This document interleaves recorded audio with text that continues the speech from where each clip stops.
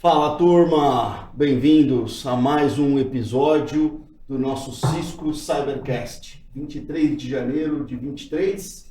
Na verdade, a gente acabou de gravar o episódio de SaaS. Continuamos por aqui. Vamos falar um pouquinho mais a respeito de XDR hoje. É isso, Flavião? Isso aí, vamos falar sobre Extended Detection and Response, qual que é importante, as definições, né, a importância, o que a Cisco está fazendo sobre isso. E hoje nós temos aqui dois convidados que já falaram, que vocês já viram provavelmente, ou se estão vendo o programa de XDR primeiro, né, antes de ver o de SaaS, e depois dá uma olhada lá no de SaaS e de SCC também. Então estamos aqui, Flávio Costa, eu, Fábio Pique, meu amigo Jorge Almeida, bem-vindo. Muito obrigado, é um prazer estar aqui novamente com vocês. Fernando Zamay, bem-vindo. Muito obrigado pela oportunidade, é um prazer estar aqui, inenarrável. Muito bem, vamos lá, pessoal. XDR, Extended Detection and Response. Isso daí. Me parece complexo. Para mim também. Não sei como definir. Como que vocês definiriam? Qual que é a opinião de vocês? O que é XDR? Olha, essa é uma boa pergunta, viu? Porque eu acho que o mercado Vou ainda deixar não se o decidiu. Jorge falar. Deixa ele primeiro. Eu acho que o mercado ainda não se decidiu. Uhum. Existem várias correntes aí, ou pelo menos algumas correntes, né, em termos de definição. Mas o que pelo menos todas elas falam em comum, que eu acho que é o mais importante, tem a ver com a necessidade de uma operação mais eficiente, né? E a gente está falando, tem a questão da eficácia de segurança, você chegar a um resultado, né, objetivo, e você fazer aquilo de uma melhor forma. E é isso que o XDR principalmente vem resolver, né? Você pode resolver um problema de uma detecção, de um incidente, mas você pode fazer isso num tempo muito longo, não resolve. Então você tem que primeiro reduzir esses tempos de detecção, principalmente. E aí, o que a gente tem hoje no mercado? E aí os clientes, cada um tem a sua realidade, mas em todas elas há uma coisa comum. Uma quantidade muito grande de produtos, uma quantidade muito grande de eventos, de alertas, de alarmes. E aí o que a operação faz? O que ela tem que fazer? Tem que tratar aquela centena, sei lá, milhares de eventos ali, e como você prioriza isso, né? Então a primeira questão é, com o que se tem hoje, com cada produto individualizado, com sua gerência, seus alertas e tal, como é que você começa um trabalho de reduzir esse tempo, de simplificar essa identificação, de fazer essa triagem, né? Porque se trata disso. São vários alertas, você precisa priorizar, e fazer isso manualmente já se mostrou impraticável. Você precisa de alguma coisa, essa coisa pode ser um XDR, né? Pode ser uma solução, pode ser uma arquitetura, aí depende da visão de cada um. Vamos debater aqui. Tem a visão da Cisco também. Pode ser um produto. Mas, no fundo, você tem que integrar uma série de soluções que você tem ali para que você não fique dependente de somente a visão de uma coisa, né? E ele está muito ligado a endpoint, né? Ao dispositivo. Que, tradicionalmente, o antivírus, o anti-malware, o EDR, tem um papel essencial numa resposta a incidente. E a partir dali você expande essa visão. Por quê? Porque simplesmente a visão pura do endpoint não é suficiente. Perfeito. Você precisa trazer a visão do firewall, você precisa trazer a visão da proteção de e-mail, a visão da situação de nuvem, né? É disso que se trata, de forma bem simples, o XDR, né? Claro, tem outros aspectos que a gente vai debater aqui, mas a minha visão, para simplificar, é essa. Eu preciso integrar. E aí vem daí o X, o X, Extended. Extended a partir do quê? Extended a partir do que eu tenho. O que eu tenho, essencialmente, é alertas individualizados, são as tais soluções de silo, né? A gente precisa quebrar esses silos e integrar. O XDR é uma tendência Vem resolver esse desafio. Tentar resolver esse desafio, né? Perfeito. Eu vou fazer um comentário, eu talvez seja a pessoa com menos conhecimento técnico da mesa aqui, fazer um comentário sobre a minha percepção do que o Jorge acabou de falar para a gente, né? O conceito de XDR foi criado para resolver o problema que a própria indústria de cybersecurity criou. Então, ao nascer e crescer baseado em silos, com soluções pontuais, com soluções específicas, cada uma para resolver um problema pontual, a indústria criou um problema. Criou um problema. E o problema de como, para realmente resolver uma situação de detecção, contenção e remediação, eu preciso que tudo isso se integre. E aí cria-se um conceito para resolver um problema que a própria indústria criou. Cria um vilão e depois um herói para combater o vilão. Talvez sem querer, mas querer. Dá pra gente brincar com isso. É porque eu acho que as coisas foram evoluindo de uma forma um pouco desordenada, né? Acho que ninguém imaginava, muitos anos atrás, no início da implementação dessas soluções, da construção delas, como que o mundo seria como é hoje, né? Muito difícil ter essa visão futurística, né? Por mais que a gente tenha algumas ideias e concepções sobre o futuro. Mas um comentário sobre o que o Jorge falou, que eu acho que é bem interessante, sobre esse tempo de detecção. Você tem mais ou menos uma média de tempo que demora? Eu tenho alguns dados aqui que eu posso te ajudar nessa resposta. Eu já vi em vários estudos aí isso falar em termos de meses, em termos alguns falar de semanas, né? Isso é variável, mas com certeza é alto. Coisa de 40 dias, se não me falha a memória, alguma coisa assim? Tem vários estudos, né? Como você bem comentou, tem vários estudos, várias visões, tudo depende de quem faz e quem que é o público e a metodologia que é utilizada para isso. Mas para o pessoal ter uma ideia, né, de como que é esse tempo médio. Por exemplo, de acordo com a FireEye, num estudo feito em 2020, né, então já tem quase 3 anos aí. Existe uma terminologia chamada Dwell Time. O Dwell Time ele é a soma do MTD e do MTTR, né? Mean Time to Detect, tempo médio de detecção, e o tempo médio de resposta, que são 2 conceitos diferentes. Quanto tempo você demora para ver que algo errado está acontecendo, e depois que você viu e detectou, quanto tempo você demora para responder? Bom, esse tempo médio aí, entre os dois, é de 56 dias, né, de acordo com esse estudo.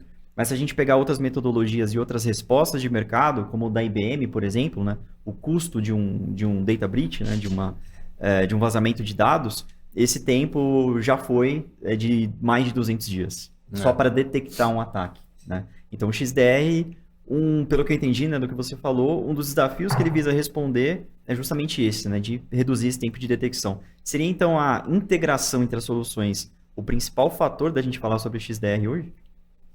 Na minha visão, sim. Talvez eu acho que seria o principal. Por quê? Porque você precisa de contexto.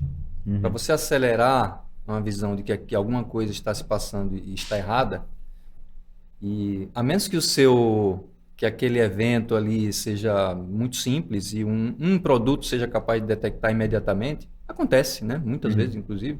Mas quando a gente está falando de ataques um pouco mais sofisticados, que usam diferentes aspectos ali de rede, de nuvem e tal, uma solução não vai ser capaz. Portanto, você tem que trazer mais contexto. E esse contexto necessariamente vem quando você integra as coisas. Então, é o primeiro passo. Não é à toa que começa com X, né? Extended. Sim. E assim, essa detecção mais rápida, correlação de eventos e tal, não é uma tentativa, não é da agora. Isso já foi tentado, né? Quem é mais antigo aí, e até hoje existe um mercado muito forte de CIEM, né? É uma indústria consolidada. Qual era o objetivo inicialmente? Era mais ou menos isso, né? Era tentar pegar informação ali de tudo quanto é lugar, mas aquilo se mostrou impraticável também. Por quê? Porque ali estava se valorizando muito mais a quantidade do que a qualidade. Aqui não, o XDR tem que ter qualidade. Não é simplesmente jogar log, porque senão você vira um CIEM. Perfeito. Né? E você precisa pegar os logs importantes, os logs que fazem sentido, os registros que vão te ajudar numa resposta a incidente. Só um comentário muito genérico antes. Eu tive há uns bons anos atrás, a oportunidade de estar em alguns clientes dentro de algumas empresas do momento de ataque, né? Eventualmente logo depois da detecção e tal, até para tentar ajudar, socorrer e tal. E me impressionou muito a falta de estrutura ou de processos, a incapacidade da resposta. Ou seja, numa situação, quando o bicho está pegando, quando o fogo... Isso é muito novo agora. E aí você... Então, A gente fala um pouco, nós que trabalhamos na indústria de cybersecurity, dessa questão da maturidade do mercado, né? Sem dúvida nenhuma, o nosso mercado evoluiu muito, o brasileiro está muito mais consciente, eventualmente a gente pode dizer ou pode afirmar que a gente eventualmente ainda não está no patamar de alguns outros países que têm isso mais evoluído. Estamos numa crescente, mas eu acho que ainda tem uma questão de maturidade, de consciência, da necessidade de você se preparar para um momento como esse, em que eu vou precisar viver, ou detectar, conter e remediar. É interessante que esse tema, né? Talvez uma das partes mais, não mais complexa, mas mais difíceis, né? Porque depende muito de pessoas e tecnologia bem alinhados, né? Quando a gente fala do tempo de detecção, ainda tem a variável de quem detecta. Não é a empresa, é o mercado. Uhum. O mercado descobre a base vazada, o mercado Verdade. que eu digo os analistas, né? Os profissionais de cyber que não são da corporação. Ou o próprio cliente, né? Às vezes. Alguém bate na sua porta e falou, Alguém bate na isso sua aqui porta, vazou do seu ambiente. Que vazou, ou... Né? E aí tem um não é uma coisa... É assim, um reflexo positivo do momento que a gente vive hoje de cyber. Por que aparece cada dia um na mídia? Vocês chegaram a fazer essa reflexão? Por que hoje... Os ataques existem há muitos anos. Uhum. Só que hoje, a grande mídia, né, o público, assiste um por semana, pelo menos. Uma grande empresa, uma por semana ali, sendo afetada. As empresas se tornaram mais conscientes e estão reportando mais? Ou Foi a norma? Foi a lei geral de Eu proteção ia de puxar dados? a LGPD para essa discussão. Talvez Eu tenha- eu acho que não diretamente, mas alguma influência talvez ela É tenha. pela anatomia do crime do ransomware. A forma do resgate e ganhar dinheiro, o ransomware, ele impacta a empresa. Não tem como alguém de TI jogar para debaixo do tapete. não dá pra não ficar sabendo. Não dá para não ficar sabendo. Está na cara de todo mundo. A característica de como monetizar o ransomware e interromper as operações da empresa até devolver a operação é impossível de alguém esconder. Quer ver outro ataque que não tem como esconder? Negação de serviço. Sistema fora do ar. Os próprios clientes da empresa vão criticar e vão falar. Então, assim, não é que as empresas se tornaram mais Consciente. conscientes. Elas não têm para onde fugir. Surgiu, então, a necessidade agora, o que as empresas têm que trabalhar? Elas têm que ter detecção e resposta. Quem detecta? Quem é a pessoa que detecta? Qual tecnologia detecta? E os procedimentos, como eu respondo? Então a gente está falando de uma parte nobre que as empresas mais maduras estão investindo em profissionais de detecção e resposta, né? Para proteger o negócio dela. E por quê? Isso tem a ver também com o tema da resiliência. Né? Eu não sei se teve já algum fórum que a gente discutiu o que é resiliência. Aí agora inventaram o Secure Resilience, né? Não sei se é correto falar isso ou não. Uhum. Mas para mim resiliência é o seguinte: é pensar numa grande embarcação, né? Um grande navio. Eu até poderia usar o Titanic, né, como exemplo, porque ele foi pensado nisso. Ele foi projetado para navegar tranquilamente com 2 compartimentos inundados, e ele, com 5 compartimentos inundados, ele teria que parar. Ele não ia navegar, ele só ia parar. Com 6, acima de 5 ele afundava. Né? O Titanic ele teve 6. Então foi um risco, eles sabiam, eles projetaram para 5 e não imaginavam que teria o 6º. É o que está acontecendo hoje com as empresas. As empresas projetam sua segurança pensando num cenário que hoje está rasgando 15 cascos. Né? Tem 15 cascos rasgando. E aí, pensando no navio ainda, rompeu o casco, uma goteirinha ali que está entrando. Eu tenho que detectar. Tenho que detectar aquilo. Eu tenho que ter uma capacidade de isolar aquele compartimento, de preferência sem matar ninguém afogado. E aí eu ainda tenho que consertar. Posso consertar o navio, esse compartimento que rasgou. Eu conserto, eu respondo, limpo, reativo aquele compartimento. Né? Então, esse processo de investigar, detectar, investigar, responder, né, e limpar, né, tipo, fazer a limpeza, restaurar, ele é cíclico. E ele, em teoria, a resiliência diz o quê? Por exemplo, o navio que acontecer isso em um compartimento, ele não vai afundar. Você vai ser atacado. Vai ter um servidor seu que vai ser sequestrado amanhã. Você tem que detectar rápido, isolar o resto dos compartimentos, que os servidores estão em volta, né? Responder, né? Corrigir a falha que foi, aprender com aquela falha, e aí você restaura o business. E não parou o business inteiro. Esse ataque não vai para a mídia. Esse provavelmente não vai. A não ser que tenha um grande vazamento de dados, tem alguém vendendo, etc. Ele foi segmentado e você reagiu. Essa é a realidade que as empresas têm que se preparar. Então ela tem que ter a habilidade de ser resiliente, detectar e responder. E precisa de profissionais de tecnologia. Aí entra, né, o XDR, eu tenho minhas dúvidas também, né? O X eu achei que era X, né? Qualquer era coisa. Detection Response com queijo, né? Tipo, qualquer coisa. X, né? Que cria uma confusão. Por quê? Porque o EDR, Endpoint Detection Response, que é uma evolução necessária e obrigatória para qualquer um do antivírus tradicional, ele te dá muita informação que permite uma investigação. Uma informação vital, né, que é do endpoint. Tudo que está acontecendo na máquina e no usuário, você tem um tracking, né, de histórico.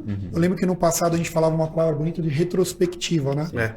Vamos voltar 30 dias no tempo. A gente falava muito em quem é o paciente zero, identificar. Mas é importante. Eu tenho que saber quem é o paciente zero, porque pensa igual aviação, né? Caiu um avião, rola toda uma investigação, tenho que entender o motivador daquela queda, né? Aí tem várias histórias bacanas, né? O parafuso da janela, o flap, né? O reverso. Para quê? Para revisitar as normas e não deixar acontecer de novo. Então tem uma importância vital na continuidade. Então eu tenho que voltar para o passado, compreender por que esse malware entrou e me afetou numa escala global, e eu tenho que tomar ações de resposta para fazer. E aí eu vejo assim, né, conhecendo nossa solução de AMP Endpoint, que é um EDR fantástico, não perde incapacidade para ninguém, né? Só que ele precisa de ter um processo, de ter uma operação. Eu preciso de alguém olhando. Ele acusa muitas informações valiosas que sozinhas podem não significar muito. São apenas IOCs, né? Indicadores de compromisso, né? Tem alguns que ele poderia bloquear, mas ele não bloqueia. Por quê? Porque se ele sair bloqueando tudo, tem uma coisa que é interessante, né? Principalmente quando a gente fala de testes de endpoint, que tem um monte de condução de conhecimento incorreto. Você fez um artigo sobre isso do Maitre, que aí tem muita gente que eu vejo hoje, olha aqui, ó, esse aqui é o melhor pontuado no Maitre, que são testes isolados, onde ele desliga o resto todo e testa só aquilo. Aquele teste, ele sozinho não representa nada. Tem que ver o todo. Aí, por que você não pegou? Aí tem um outro famoso. Tem um software que é teste de ransomware. Teste automatizado de ransomware. Você lembra o nome desse cara? É uma empresa que faz de consultoria. É uma empresa que vende treinamento de segurança, que ela inventou um executável lá que valida a sua defesa ransomware. Ele não é um ransomware. Ele é um simulador. E aí o povo roda ele, a gente não pega tudo. O seu é ruim. Não é que é ruim. Eu tenho que lidar com um negócio chamado falso positivo. Eu não posso sair bloqueando tudo na sua máquina sem eu ter certeza absoluta de que aquilo é ruim. Você rodou um simulador, não é ruim. Ele está simulando o que um ataque verdadeiro faz, de uma forma errada. Porque ele simula num lugarzinho isolado dele. Ele teria que simular mexendo na área de memória que corrompe. Você está falando de você não pode simular esse tipo de... Só que você não pode simular isso num simulador. Tem que ser um ataque real. Então, tem uma falta de interpretação, né, do que esses testes fazem e o que realmente um Endpoint Security faz e as informações que ele traz. Eu não posso sair bloqueando tudo. Quando eu não posso sair bloqueando tudo, né, algumas coisas, eu gosto do Endpoint, eu posso falar até um pouco tecnicamente ali. Se eu vou olhar no passado, né, apareceu um incidente ali que eu falei, cara, peraí, o que essa máquina aqui pegou esse malware? E tem um monte de máquina que pega malware. Ninguém vai olhar por que ela pegou, de onde ela pegou. Aí eu olho para trás, ele fez um DNS. Ele fez uma query DNS para um domínio estranho. Ele fez uma chamada para um outro IP estranho. Então eu vejo assim, o EDR por si só, fenomenal, obrigatório eu tenho que ter. Só que na hora que eu somo um Extended, imagina se eu dou para ele e falo assim, esse DNS aí tem um outro motor de inteligência que viu que esse cara é ruim. Esse IP, tem um cara chamado Firewall, que também viu que ele é ruim. Cada um na sua disciplina. Então imagina assim, né? O Dr. House. Tem um paciente lá, negócio maluco com ele. O especialista de coração dá a visão dele, o especialista... fala aí os nomes dos especialistas aí, doutor.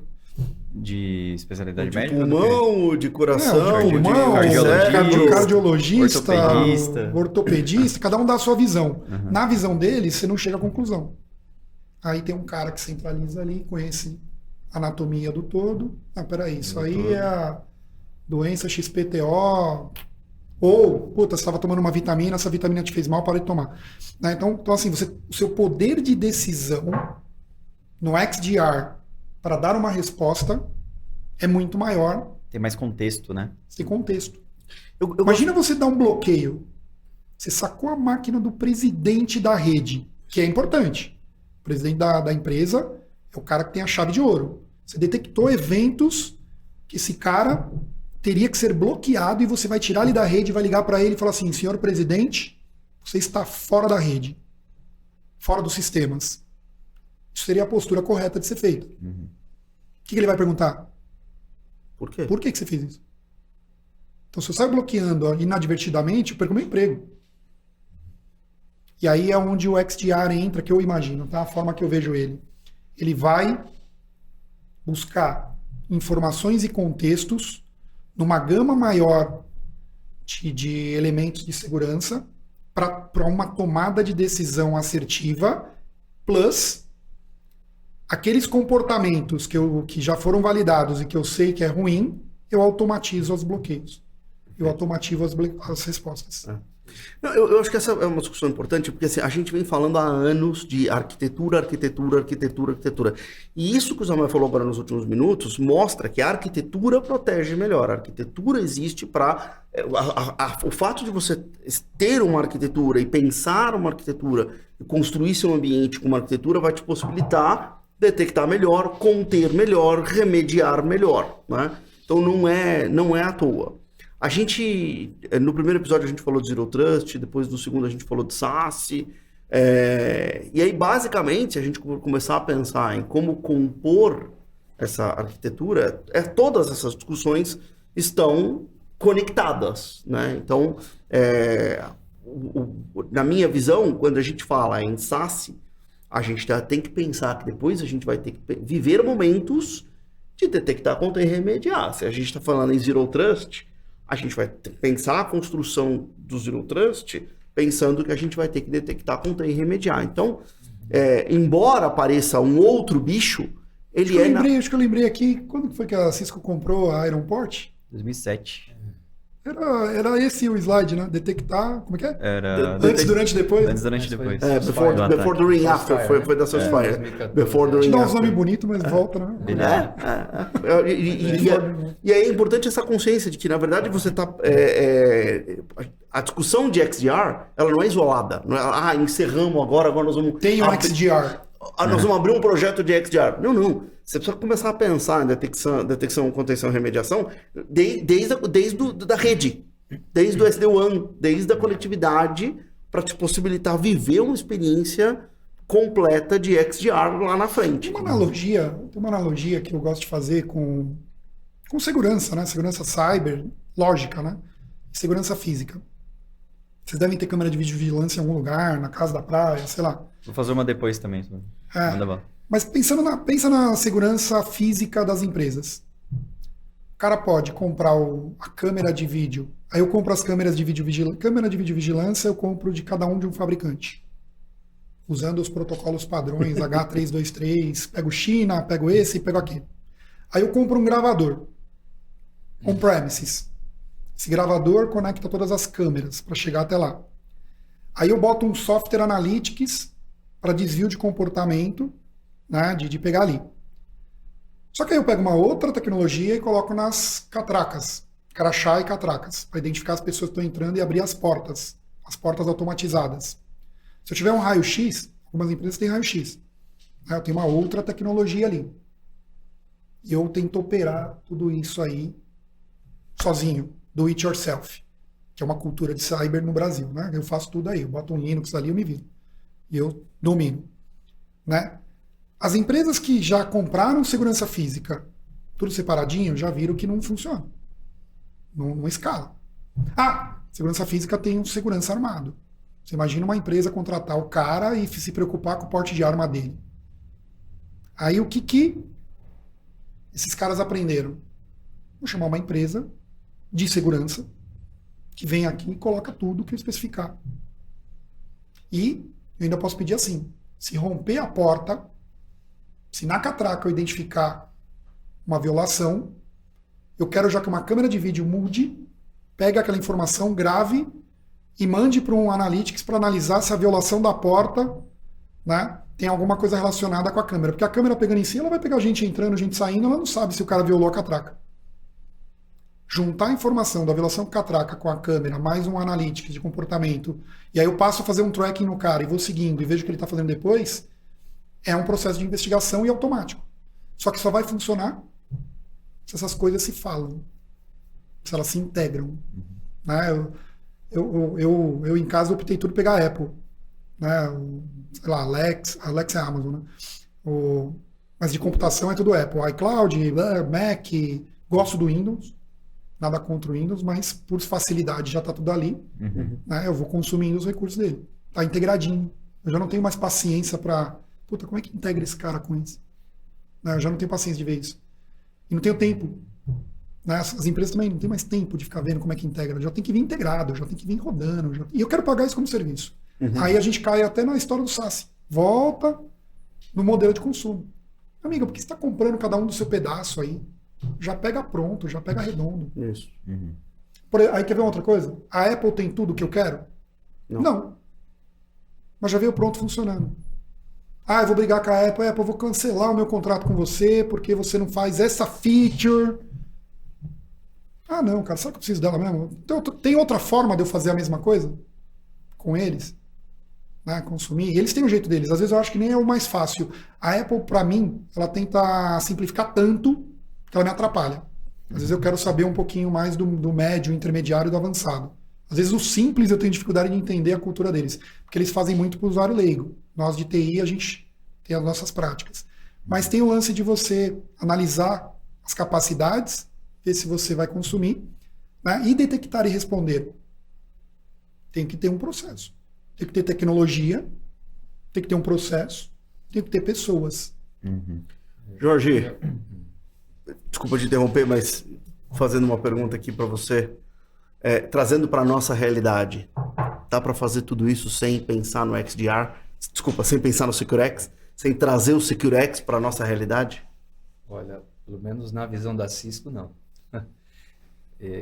E o SecureX foi bom você ter já trazido a discussão, porque a gente ia desaguar ali, né? No SecureX. SecureX foi se não me engano, foi 2020 que nós lançamos, naquele Cisco Live, primeiro Cisco Live com esse nome. Online, né? Porque aquilo foi uma evolução, na verdade. Foi uma evolução do nosso CTR, na verdade. Cisco Threat Response. Cisco Threat Response, que era focado no endpoint. Perfeito. Então, portanto, aquela discussão de que o endpoint, o EDR, é muito importante e nessa evolução para o XDR, está presente no SecureX, porque o CTR é parte integrante dele. Só que a Cisco percebeu o seguinte, olha, essa visão totalmente centrada no endpoint, no EDR, como se aquilo ali fosse essencial para você ter um XDR, não é necessariamente verdade. Você tem outros aspectos de XDR que o mercado talvez não esteja explorando, que tem muito mais a ver com a integração das diferentes soluções, inclusive soluções de terceiros. Isso que o Itamar falou é importante. Poxa, a Cisco tem, talvez hoje seja o fabricante que entregue mais soluções de segurança no mercado. Não sei se eu estou certo, mas acredito que sim.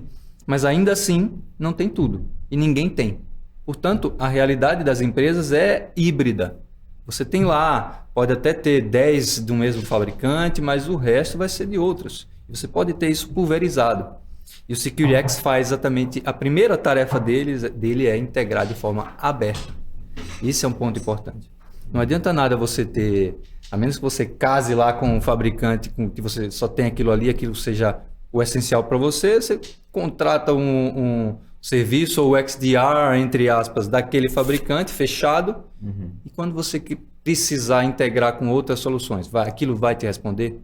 Talvez não. O SecureX nasceu assim. Então a gente partiu do CTR, olha, o AMP Endpoint tem uma visão fantástica, Agora chama forense, Secure Endpoint. Secure Endpoint, e eu tenho uma visão muito interessante para fazer o threat hunting, para fazer a análise daquele incidente e tal, mas ele sozinho já ele não te dá tudo. Tem situações em que eu preciso ter a visão do Umbrella, e o SecureX nasceu assim. Eu trago via API. Posso falar Você falou assim, ele não faz tudo.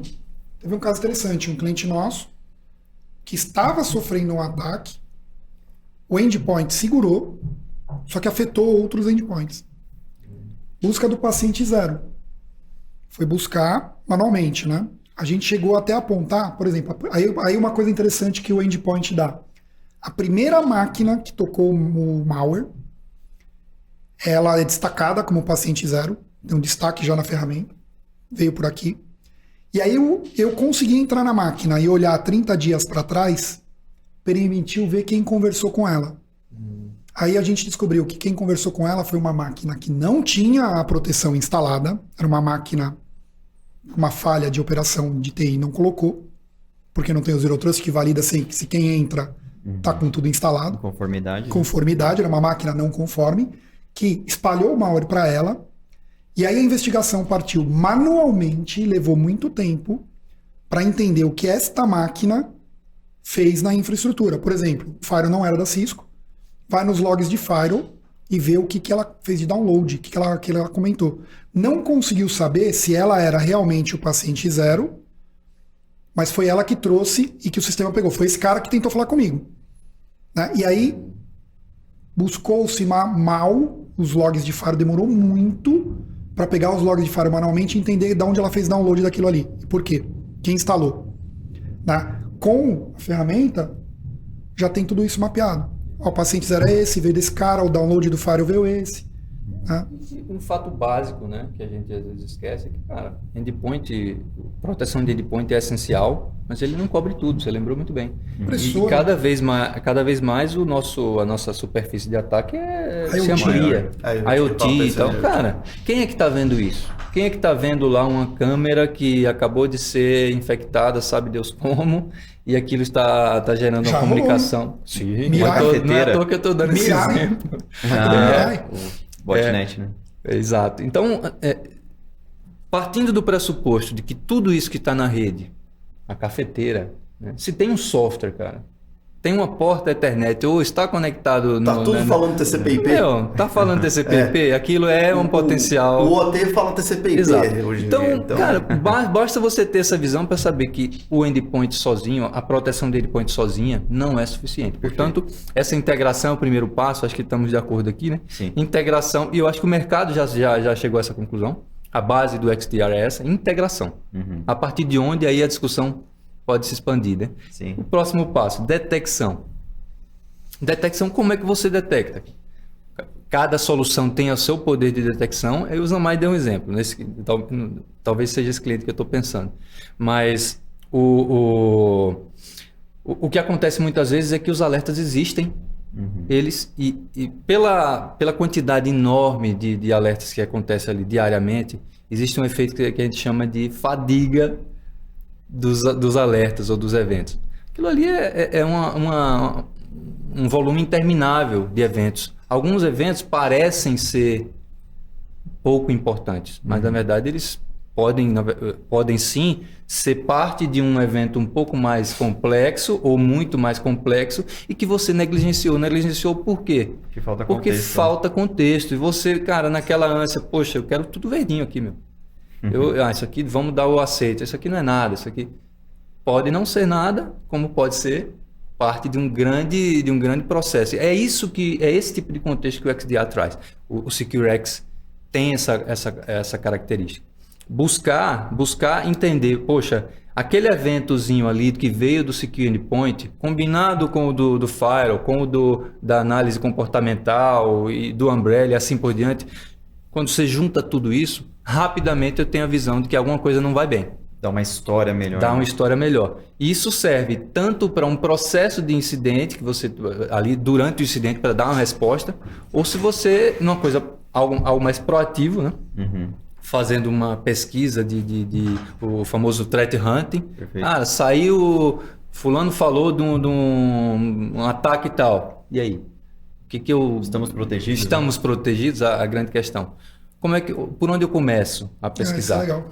Ao invés de você sair entrando em cada solução e perguntando, cara, você tem uma figura central em nuvem que já faz isso para você. Ela de antemão, ela se integrou via API com essas diferentes tecnologias que você tem em casa, de diversos fabricantes. Essa é a característica do SecureX, aberta. E você pergunta a partir de um ponto central. Olha, e ele vai buscar as respostas. A minha segurança de endpoint me disse isso. A minha proteção de DNS, aquilo. O meu proxy, aquilo outro. Capacidade de investigação. A capacidade de investigação se multiplica, sei lá quantas vezes, né? Então, aquela questão do tempo de resposta, cara, você reduz... Para justamente agilizar o trabalho de SOC. Exato. Né? E claro, também fazer só isso não é o suficiente. Você trazer e deixar na mão do operador fazer a análise. Não, você precisa ter capacidade analítica computacional ali, aí tem machine learning, tem uma série de aspectos que entram, e aí também eu acredito que seja algo em que o mercado já concorda, né? Perfeito. Precisa ter uma capacidade analítica além da humana. E não necessariamente armazenar dados, né? Exato. Que seria uma função do CIEM, né? Ou SM, não sei como vocês falam. O CIEM, eu vejo o seguinte, por que nasceu o mercado de XDR? Porque o CIEM teve insucesso de fazer o que ele dizia que faria. Ele focou muito mais em repositório, muito mais em queries, ele partiu para business, ele pega muito log de muita coisa. E a parte de investigação que ele tem, e se qualquer um fabricante de CIEM vai falar, eu faço, por algum motivo tiveram insucesso. Não consegue se extrair esse valor. E aí nasceu, né, as ferramentas de XDR, que não exclui o CIEM, mas aquela parcela de investigação do CIEM, eu posso trabalhar com o XDR. Mantenho ele para correlacionar e para hospedar eventos. Inclusive, várias empresas que estão olhando Elasticsearch, criar o seu Big Data. Cara, se o que eu uso do CIEM é armazenar dados, eu não preciso pagar um monte de subscrição, um monte de coisa para eles. Posso fazer o meu Big Data, meu Data Lake. Um detalhe, também boa parte dessas soluções, elas cobram pela quantidade de dados que são armazenadas. Também. Né? Então isso acaba encarecendo o valor. E é uma das soluções mais caras, né? Se você não tira valor dela, você acaba sendo questionado. Você vê, o CIEM, a gente mencionou logo no começo, o CIEM é um mercado consolidado, é importante, a gente sabe disso, mas hoje, eu acho, ao que parece, a finalidade principal de um CIEM é muito mais conformidade, você gravar aquilo ali durante um período que você precisa para manter aqueles logs, venham de onde vierem. E o propósito original, que era você acelerar o processo de segurança, talvez tenha se perdido exatamente por isso. O volume de informação é tão grande, você não tem capacidade analítica. Lida com muita coisa. Né? E aí se contrapõe ao XDR. O objetivo do XDR não é virar um CIEM. Não é receber todos os logs possíveis e imagináveis de todas as soluções. Não é. O CIEM faz isso. E tem o propósito dele. Eu preciso receber o que é importante. E aí você precisa selecionar, priorizar. E nesse aspecto o CIEM pode, inclusive, pode ajudar. Pode, uma matriz, né? Fechado. Inclusive, clientes que operam bem em CIEM, eles integram com o SecureX e tem uma transferência de momento ali da investigação. E o indicador de performance é aquilo que o Flávio comentou no início, tempo de detecção, tempo de resposta. Você quer ver algumas coisas interessantes? Assim, a nossa audiência, provavelmente muita gente já implementou, vendeu, colocou, adotou Umbrella DNS. A gente estava falando aqui até antes de começar, né? Agora, neste momento, todo mundo que tiver Umbrella DNS, vai lá na console, faz um filtro nos eventos e busca um evento chamado comando e controle. Só isso. Espero que não tenha, mas se tiver este único evento, comando e controle, que é a visão do Umbrella, tá? É um comando e controle DNS, qualificado pela inteligência DNS, Talos, e disse, isso aqui é um comando e controle. Qual é o significado desse único evento? Existe uma máquina infectada dentro da sua rede que está sendo controlada por um atacante. Que o EDR ou o antivírus não detectou. Existe uma máquina. Estou te dando um evento na hora para alguém levantar da cadeira e fazer uma investigação. Processos. Quem vai fazer isso? Qual ferramenta ele vai usar? E esse processo está definido, está escrito, né? Ou ele não existe? Que é o que acontece também, né? Deveria estar. Qual ferramenta ele vai usar? O endpoint. Por quê? Porque eu tenho que entrar no endpoint agora, olhar o passado desse endpoint, bater o momento que ele pediu aquele DNS para entender qual processo do endpoint pediu aquele DNS. Para entender aquele processo e por que o endpoint deixou aquele processo rodar. Pode ser um processo Windows, legítimo, como vem acontecendo muito.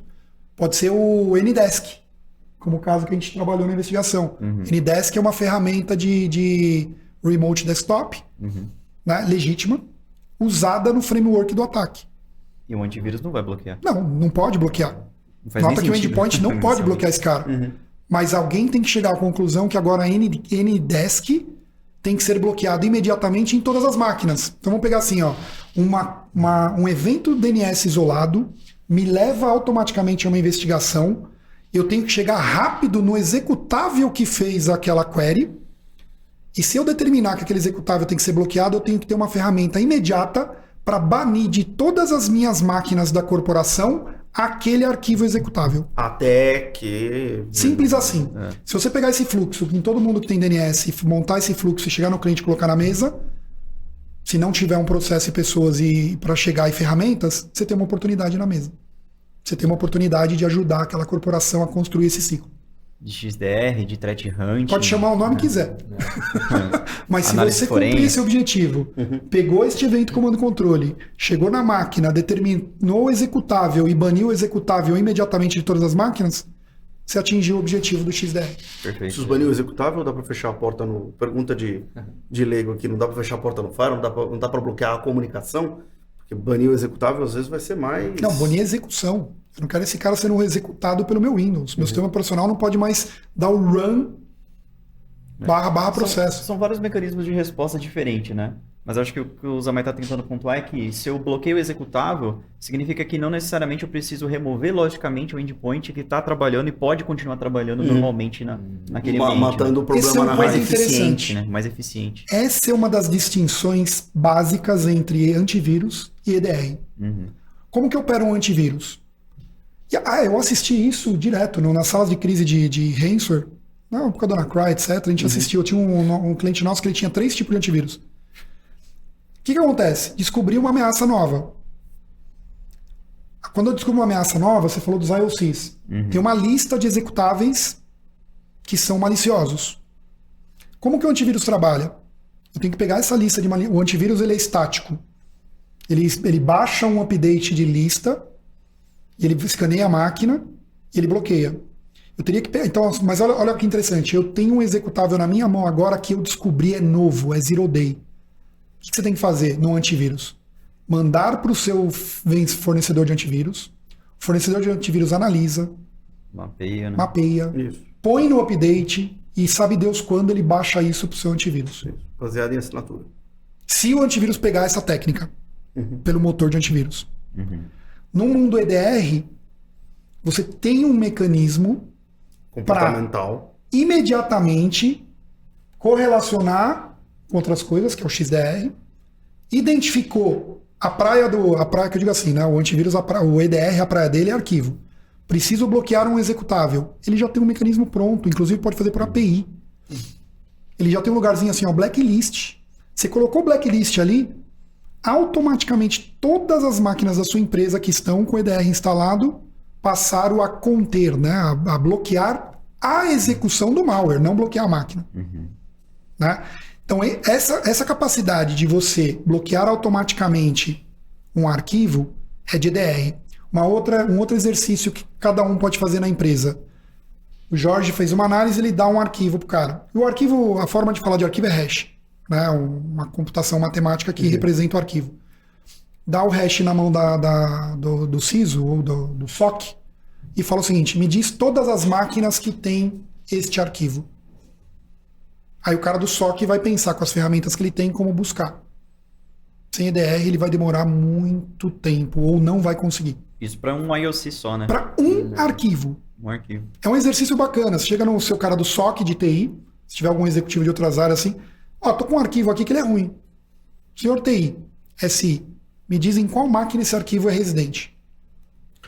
O Flávio, deixa eu te propor um desafio aqui, que eu sei que você é um cara inteligente, você dá conta do recado. Os exemplos que o Zamai está trazendo são muito bons no sentido de do valor do EDR na discussão de XDR. Perfeito. E os conceitos são tão próximos, né? Mas eu, por exemplo, teria dificuldade. Eu sei que todas as tecnologias de segurança, de alguma maneira, vão influenciar nessa discussão. Mas se eu te pedir, por exemplo, ajuda a gente a entender o valor de um duo numa discussão de XDR. Como é que, porque o que eu quero construir aqui é o valor da arquitetura. Né? A gente fala arquitetura. No final, o que a gente está discutindo aqui é que você estará melhor protegido através de uma arquitetura. E aí, quais são os componentes dessa arquitetura que vão protegê-lo melhor? Então, na discussão de XDR, a gente citou o Umbrella, a gente citou o EDR, e aí eu trago o duo para a gente avançar. Juntar nessa história, né? Bom, para começar então, eu quero dar um pequeno passo atrás para explicar alguns conceitos que eu acho que são muito importantes. Então, talvez o pessoal que esteja assistindo não reconheça algumas dessas terminologias, né? Trabalhem mais na área de vendas, por exemplo, então é importante a gente desmistificar algumas coisas. Primeiro, o conceito de IOC que a gente estava comentando até o momento, né? É um observável que a gente enxerga numa rede. Então, por exemplo, já ouviram falar naquela frase, né? Se tem fumaça, tem fogo. Então, a fumaça é o indicador de comprometimento de um evento chamado incêndio. Né? Agora, se essa fumaça é algo bom ou ruim, né? Se é um indicador malicioso ou não. Se é um churrasquinho ali? Se é um churrasco, não vai ser um indicador malicioso. Perfeito, exatamente. Né? Então, coisa boa, né? Se eu estiver vendo uma fumaça ali numa churrascaria, provavelmente não é um IOC malicioso. Mas, palavra-chave, se eu estiver vendo, visibilidade é fundamental. Senão a gente não pode se proteger justamente daquilo que a gente não pode ver. Né? Então, essa é a definição primária de IOC. Por que eu estou falando isso? Porque esse é o principal componente que uma solução de antivírus vai utilizar para poder mapear assinaturas com arquivos especificamente e entender esses valores em hash, né? Se aquilo faz parte de um banco de dados já previamente mapeado da inteligência da solução, se ela é maliciosa ou se ela não é. Bom, a gente fala que o EDR é uma evolução do antivírus, né? Eu vejo isso de uma forma, acho que todo mundo concorda, né? Tá? Uma unanimidade de opinião com relação a isso. Só que eu tenho um pouco de dificuldade para aceitar que o XDR seja uma evolução do EDR. Não é. Porque eu vejo o EDR como um componente fundamental. Porque pensa comigo, qual que é a solução que tem mais informação e a informação mais importante de telemetria do que o EDR? Sendo que ele é, na maioria das vezes, o objetivo final do atacante. Ele quer chegar onde tem informação. Onde tem informação? No endpoint. Seja ele uma estação de trabalho ou um servidor, por exemplo, né? Então, não acredito que seja uma evolução no sentido de depara, de substituição, mas uma evolução no sentido de pensamento e de correlação de informações. Porque se a gente for falar com um fornecedor de CIEM, ele vai ter o CIEM 6.0, que vai adicionar Machine Learning e vai ser o XDR dele. Se a gente vai falando com um fornecedor de EDR, o EDR dele vai ser o novo XDR. Né? Então, tudo depende do contexto, da perspectiva e do mercado de atuação de cada fornecedor para a definição daquilo do que é XDR. Por que eu estou falando tudo isso? Né? Para, primeiro, definição de conceitos e entender que duas palavras mágicas que eles falaram, threat hunting e prevenção. Bom, se eu estou falando de prevenção, né, de prevenir algo, significa que eu quero fazer antes que eu precise da característica de threat hunting. Porque se eu estou falando de threat hunting, eu estou falando de análise forense, de pesquisa, de consulta. Ou seja, já tem algo errado acontecendo que eu estou querendo buscar e encontrar. Então, essas são as minhas características de detecção. Né? Para detectar algo, significa que esse algo já está acontecendo. Né? Senão é antes, é prevenção. E a gente tem justamente o EDR porque ele evoluiu de uma solução de antivírus que detectava cerca de 50% a 60% dos ataques. É muito pouco, né? Se você falar para qualquer cliente, você aceita ter 40% de eficiência, né, de segurança? Está sendo bonzinho. E hoje eu falo com total convicção, antivírus não é solução de segurança. Antivírus é uma funcionalidade que faz parte de uma solução de segurança que hoje a gente chama de EDR, ou Next Generation Antivírus, né? Aí fica como cada um quiser colocar o seu marketing em cima, né? Endpoint Detection Response. O famoso EDR. Então, assim, hoje a gente sabe que o conhecimento que um hacker ético tem e o conhecimento de um hacker que não é ético, né? É exatamente o mesmo. Então, se nós aqui, que atuamos no lado ético da coisa, a gente sabe como o antivírus funciona, se a gente quiser mudar de lado e fazer um ataque, o que a gente vai fazer? A gente vai criar uma assinatura que o antivírus não reconhece. Então, o cara que está tentando atacar as redes, ele sabe do funcionamento, sabe que as empresas têm antivírus, têm firewall e chamam isso de arquitetura de segurança. Né? Então, ele vai criar mecanismos de evasão. Quando ele cria esses mecanismos, normalmente o mercado é reativo. Ele vai inventar soluções que vão detectar essas novas maneiras de se evadir das maneiras tradicionais de detecção, surgindo a figura do EDR, por exemplo. Só que aí uma coisa que eu falo para os clientes e para os parceiros também, para que eles questionem os seus fornecedores, né? Porque muita gente vê fornecedores falando sobre inteligência artificial, sobre machine learning e as capacidades que eles têm nessas soluções. O que seu machine learning vai fazer se você não tiver nenhum arquivo para detectar? Né? Se for, por exemplo, como o Zamay falou, de um caso de um ataque que vai ocorrer em tempo de execução de memória sem necessariamente tocar o disco. Né? Então, o EDR o antivírus por si só não tem muita serventia. O EDR obviamente vai funcionar, mas ele está no endpoint. E o ambiente estendido, a nuvem, né? As aplicações, os workloads, tem muitas coisas que a gente nem comentou porque entra num ambiente de complexidade muito grande. Dito isso, então, voltando à sua pergunta e respondendo ela, né? O que o Duo poderia fazer para ajudar em todo esse contexto? Como é que ele se integra nessa história? Vamos colocar o EDR como exemplo. Bom, o EDR, ele está funcionando aqui na minha máquina, por exemplo, né? E eu tenho o Duo também para me autenticar nas aplicações que eu preciso. Então, o Duo ele está servindo como uma solução de múltiplo fator de autenticação nesse cenário. Vou, por exemplo, me autenticar lá no Salesforce, pegar meu celular, fazer o segundo fator de autenticação. Só que agora é 12h55. Agora meu computador ele tem todas as conformidades e todas as políticas de acordo com o ambiente corporativo e o que dita a Cisco como um computador saudável. Né? Então ele reconhece o usuário, faz o AAA, a autenticação, a autorização, grava tudo isso e aceita a minha conexão na rede. Bom, daqui 5 minutos eu posso entrar no site www.baixeummalware.aqui e baixar um arquivo malicioso. Agora, a minha máquina, ela não tem mais a disposição benigna, né? Como ela já teve 5 minutos atrás. Só que se eu já estou autenticado na rede, se eu já faço parte dela, se essa organização ela não tem aquele conceito de que eu já fui infectado e eu preciso trabalhar segurança a partir desse tipo de pensamento, eu vou ter os mesmos privilégios que eu tinha quando eu solicitei essa autorização. Como é que o que o Duo pode fazer, onde que ele entra nessa jogada? O EDR vai fazer a detecção desse malware, seja de forma imediata ou de forma retrospectiva, porque a gente sabe que prevenção não vai funcionar 100% do tempo, por isso a gente precisa de características detectivas. O EDR vai mandar essa informação para o Duo e o Duo vai remover a minha autenticação dessa solução, desse software, né? Por exemplo. Revoga o acesso. Revoga o acesso. O Duo traz para a equação o comportamento de usuário. Eu passo a sair dos indicadores, né, de tecnologia, IP, arquivo, etc. e coloco agora um aditivo usuário. Por exemplo, uma coisa simples. Tem um usuário na minha empresa que está errando muito a autenticação. Está falhando muito. Isso num contexto, olhando mais coisas. Se esse cara, né, esta pessoa que tem uma máquina e essa máquina aparece no endpoint, mudou a linha de raciocínio. Eu tenho um alerta do endpoint que não é muito crítico. Passaria despercebido na fadiga, né, que você falou. Só que agora eu tenho um alerta no endpoint de uma pessoa que vem falhando muitas vezes a sua autenticação. Exato. A bandeira muda. E a resposta desculpa, a resposta, como o Flávio falou, eu posso tirar a pessoa, ou eu mudo como interagir com a pessoa, né? A autenticação por comportamento. Eu mudo a forma de interação com ela. E posso cortar alguns privilégios dela, porque o Duo controla o que ele acessa. Eu tiro o privilégio de acessar os sistemas críticos. Né? Então tem toda ali uma história de contexto, né? Que até olhando essa parte de contexto, tempo de detecção e tempo de resposta. Tempo de detecção. Joga na mão de qualquer analista da empresa. Já uma informação assim, né? Que vem por exemplo, do NDR, né? Que era NBA, agora virou NDR. O IP 1.1.1.1 fez uma coisa ruim, fez um mau comportamento para o IP 3.3.3.3. O que isso representa? Qual contexto? Sei lá, tem um monte desses aí, né? Fábio Pic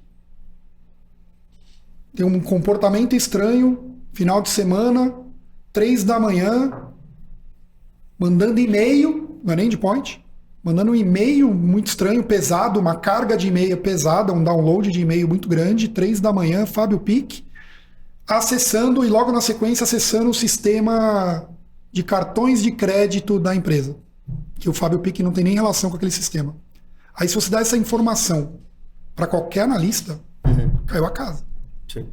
Fala, que esse cara contexto, contexto da informação. Né? Então isso é valiosíssimo. Para quê? Para diminuir o tempo de detecção e o tempo de resposta. E assim, deixando claro que a solução, ela auxilia, ela te dá essa informação, ela vai ter mecanismos de inteligência, de machine learning para detectar e analisar melhor o contexto, mas nada substitui uma análise humana. Né? Então, o trabalho de análise, de investigação, de threat hunting, ele ainda é muito importante. O XDR, ele não vai substituir isso 100%. Ele vai te ajudar. Para pegar 1%. 99% das ameaças estão sendo bloqueadas agora pelo machine learning, pelas técnicas de inteligência artificial, pelos motores. A gente tem machine learning espalhado em tudo na Talos. Né? E quando eu pego nesse 1%, ainda a Talos trabalha para revisitar os machine learning, para ver se a gente consegue colocar mais informações referente à técnica nova, para que eu passe a bloquear aquilo dentro dos 99% automaticamente. A gente está falando do 1%, que é importante. Tenho que olhar para esse 1%. Essa questão do machine learning, entrando na resposta já, né? Eu acho que aí entra muito em discussão e entra naquele sonho, né? Poxa, quando que eu vou ter aquela solução milagrosa que vai fazer tudo automaticamente? Parece estar longe ainda, né? Substituir quem sabe isso vai acontecer. Então, essa questão do threat hunting, a questão da triagem e tal, existe muito processo já e precisa existir de automatização, tudo isso, até porque o humano é incapaz de lidar com a quantidade de informação que tem ali. Né? Então, qualidade, técnicas de análise para automatizar esses processos, e aí sim você tem resposta. Que tipo de respostas você pode ter e como que você vai dar essas respostas? Aí entra no R do XDR. Aí existe uma componente de automatização também, que parece ser um consenso do mercado como função ou como uma característica do XDR. E entrando para a nossa discussão, o SecureX tem uma ferramenta muito interessante em relação a isso, que até difere um pouco dos SOARs, a gente não falou de SOAR ainda, né? Tradicionais, que acabaram tendo uma aplicabilidade muito complexa por questões de necessidade de um time bem treinado em termos de programação, scripting e tal. Existe o seu mercado também, faz parte de todo esse ecossistema que hoje está liderado, digamos assim, pelo XDR, mas você precisa ter uma capacidade de orquestrar essas diferentes tecnologias para que você tenha uma resposta, muitas vezes programada, né? Talvez não exista aquela resposta que você quer automaticamente de prateleira ali, muitas já existem. E no SecureX é bem importante, bem interessante, porque essa camada de orquestração, ela é simplificada, ela é quase que visual. Você não precisa estudar nenhuma linguagem de programação, o Python, nada visual, disso. Né? Exatamente, é visual. Você cria workflows, fluxos ali de trabalho muito fáceis de serem lidos, interpretados e você chegar àquele resultado que você precisa, né? E tem aí prontos toda também, toda a comunidade aí trabalhando, GitHub, a própria comunidade DevNet Cisco, ali já compartilhando uma série de workflows, né? Então você, no momento que você instala, começa a utilizar um SecureX, pode começar pequeno, começar humilde, né? Como os homens mais gostam de falar. Você tem lá um Umbrella, tem um EDR, então, cara, integra isso aí no SecureX. Vá adicionando aos poucos as soluções que você tem em casa. Algumas, com certeza, de prateleira já estão integráveis ao SecureX. Se não, uma integração via API ali é muito fácil de ser resolvida. E você começa a ver o valor dessa tecnologia, né, numa operação mais eficiente. Então, olha que interessante, né? Pegando todos esses pontos aí e juntando. Parece que o SecureX da Cisco, que a gente pode colocar como um produto que entrega os resultados de um XDR, ele tem basicamente todos os benefícios de qualquer outra solução de mercado. Né? Ele tem o benefício do EDR, porque ele está integrado nativamente, né, com a própria solução na Cisco, mas ele se integra com outras soluções de mercado, já atendendo a esse outro requisito super importante de interoperabilidade, de integração entre soluções diferentes através das APIs abertas. Então, ela é uma solução que ela foi construída com integração em mente. Né? Não é uma solução fechada que vai funcionar somente com o Cisco. Eu acho que o melhor de tudo isso é que, não sei se o pessoal deve estar se perguntando, mas quanto é que custa essa ferramenta, né? De graça, né? Basicamente. O cliente ele precisa ter pelo menos uma solução de segurança da Cisco para habilitar o SecureX com todo o seu ambiente, né? Independente se esse ambiente é homogêneo ou heterogêneo, né? Composto por várias soluções de fabricantes diferentes. E aí a gente vê aquelas soluções que antes não se integravam e não se comunicavam, se integrando e se comunicando através do SecureX, como uma espécie de intermediador. Eu estava aqui pensando, até para a gente começar a pousar o avião aqui, a gente teve um episódio para falar de Zero Trust, um episódio para falar de SaaS, a gente está falando de XDR. Na verdade, essas coisas estão muito próximas, juntas, são partes de um todo, né? Então, na verdade, quando você começar a construir a sua arquitetura de conectividade, de segurança em nuvem, pensar Zero Trust, você está ao mesmo tempo construindo uma arquitetura que vai te ajudar a detectar, investigar, conter, remediar de maneira mais rápida, e aí o componente tecnológico principal de XDR, o SecureX, sem custo, como o Flávio colocou, e aí somando isso a EDR, Umbrella, Duo, e aí poderíamos estender essa conversa para workload, como o Flávio comentou e tal. Vamos ter que deixar isso talvez para um outro episódio, senão a gente não vai conseguir terminar, mas de maneira geral é uma única discussão, né? Desde o começo ela é uma única discussão. Uma única discussão de proteger melhor através de uma arquitetura. Perfeito. Acho que é mais ou menos por aí. Sim. Muito bem, meus amigos. Algum comentário final? Caso contrário... Tem alguns aqui, só para deixar como recado, né? Só quais resultados que alguns dos nossos clientes alcançaram implementando essa solução que a gente comentou hoje, né? Então, a gente fez um estudo em conjunto com a Forrester, que é o impacto da economia total, né? E está disponível, vai ficar aqui também no link aqui na descrição do nosso vídeo. E alguns números, né, desse estudo feito em julho de 2021 com relação à economia de custos e os benefícios alcançados implementando o Cisco SecureX. Redução do tempo de detecção e o tempo de resposta de 85% do tempo original. Ou seja, vai de dias para uma questão de horas, né? Redução de 90% da carga de trabalho de um analista por incidente. Né? Um analista em um ambiente de SOC, por exemplo, a gente consegue reduzir, pelo menos ali no primeiro nível de atuação, 90% da carga de trabalho dele. Isso são números que foram coletados de clientes, tá? Que utilizam a ferramenta. Então, são números do mundo real. Redução de 50% do risco de vazamento de dados e dos custos relacionados a esses vazamentos, e uma economia de até 2,6 milhões de reais no período de 3 anos. Então, são números bastante expressivos, que eu acho que se a gente perguntar para qualquer cliente, todos vão querer alcançar, né, esses mesmos benefícios e resultados, e são números provados, né, não é simplesmente de opinião, são resultados mensurados que os nossos clientes puderam obter. Muito obrigado, muito bem. Excelente discussão, Jorge Almeida, Fernando Zamay, Flavião, obrigado. Obrigado, galera. Vamos pro próximo. Valeu, Big. Pessoal, continue acompanhando a gente nessa série de 4 episódios Cisco Cybercast. Valeu. Valeu. Valeu. Obrigado.